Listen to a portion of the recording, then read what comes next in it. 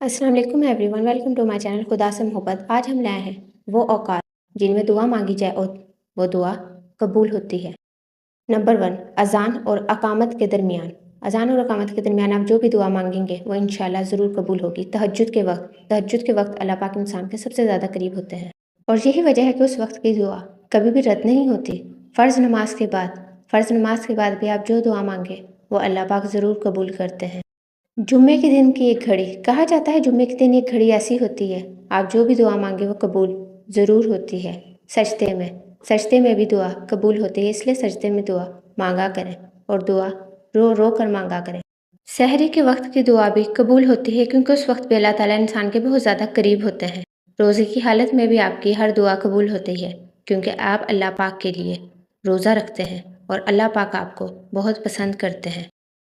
شب قدر میں مانگی ہوئی ہر دعا قبول ہوتی ہے۔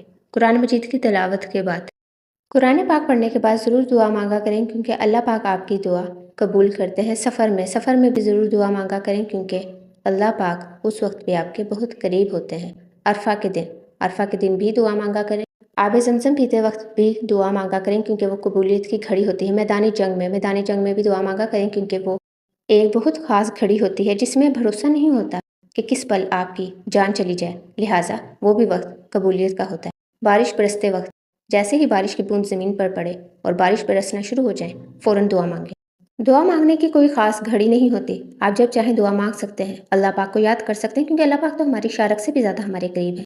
لیکن اس وقت ہم نے آپ کو چند اوقات بتائے ہیں جس میں مانگی ہوئی دعا ہر حال میں قبول ہوتی ہے۔ اگر آپ کی کوئی دعا نہیں قبول ہو رہی تو ان اوقات میں دعا ضرور مانگیں اور کوشش کریں کہ سچے دل سے رو رو کر دعا مانگیں اور اول و آخر درود پاک ضرور پڑھیں۔